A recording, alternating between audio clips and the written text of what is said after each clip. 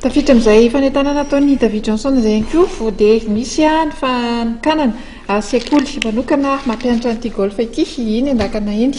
Iny amin'ny fokontany andakana no nananganana izany sekoly fianarana ny taranja golf izany ka ankizy miisa 70 ihany koa no niraisin'ny fédération Antanana. Reto ankizy reto dia mponina eny amin'ny manodidina eny azo lazaina hoe zanak'ireo tatsaha, zanak'ireo olona sahirana izay ngamba ny azo ilazana azy no ampianarin'ny fédération izany taranja izany. Mieritreritra ihany koa zareo avy amin'ny fédération fa amin'ireto ankizy ireto no andraisantsika anjara amin'ny lalao olimpika amin'ny taona 2024 na amin'ny taona 2024.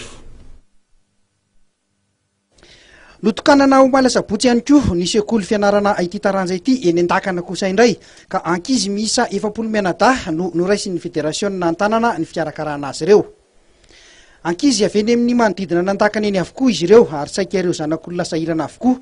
Ny tanjon'ny fédération dia nahitaiza ireto ankizy ireto ao anatin'ny golf. Ho an'ny Prosper ary dia tsapany fa hain'ny zaza malagasy ny taranja golf. Ny ankizy aloha angatsaina mihitsy ny fotoana faharetandreo ankizy ireo raha vao meno 3 séances izy plus tard dia tonga dia fahazon'ny ankizy daholo ny zavatra rehetra ilaina amin'ilay golf. Dia ao anatin'ny ray volana zany raha manao indroa isan-kerinandro izy ao anatin'ny 2 volana ny tena marina dia afaka milalao golf tsara mihitsy ny ireo ankizy ireo. Ny taranja golf araka ny fahafantarantsika azy dia ohatran'ny hoe natokana ho an'ny olona manan-katao. Raha ho an'ireto ankizy reto izay ankizy azo lazaina hoe avy ety ambanivohitra na miaina ao anatin'ny zanaky ny sahirana, manao ahoana ny fahitanao azy amin'izay taranja golf izay?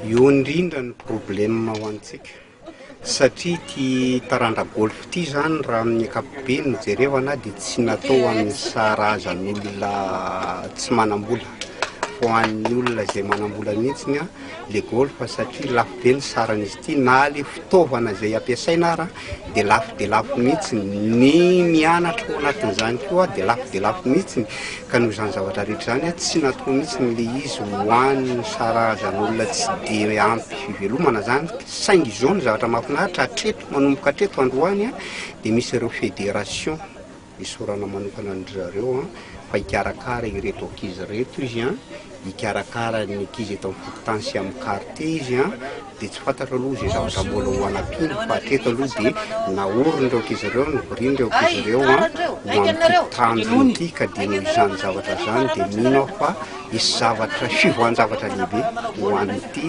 taranja golf ity raha mitoy ireo ezaka ataon'ny fédération. Mora azon'ireo ankizy ireo nefa ve le fampianaranao? Azony mora azony tsara mihitsy, mora azony ny ankizy noho ny lehibe manko rehefa ampianarana zavatra dia mandalina mihitsy fa ny ankizy rehefa toa hoe zao atao dia azony ankizy avy hatrany mihitsy ny izy. Nitsidika ireo ankizy teny an-takana ihany koa andriamatoa David Johnson izay nampiseho ireo ankizy ny fianarana ity taranja ity. Nambarany ary fa tsy ambaka ny firenena hafa izay notsidihany i Madagasikara. Mana-talenta ny zaza malagasy hoy izy. Nandritra izay andro maromaro nitsidihany any Madagasikara izay dia namitina ny zavatra hitany teto amintsika izy mahakasika ity taranja ity. I think golf in Madagascar is probably one of the most important ways forward for the country. Golf is good, it can only get better, you've got a very, very good foundation and you can only go forward.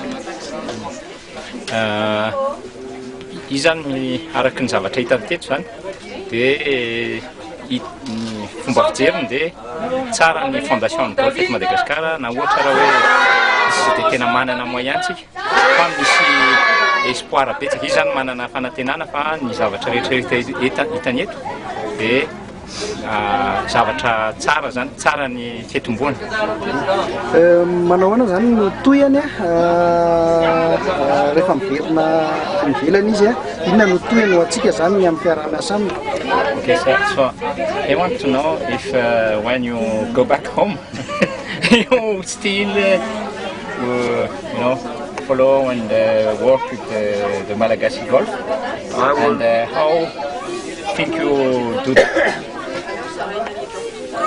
Probably through emails, and I will be in touch with the PGA and the RNA and hopefully form a working relationship where we can work as advisors to drive the game forward.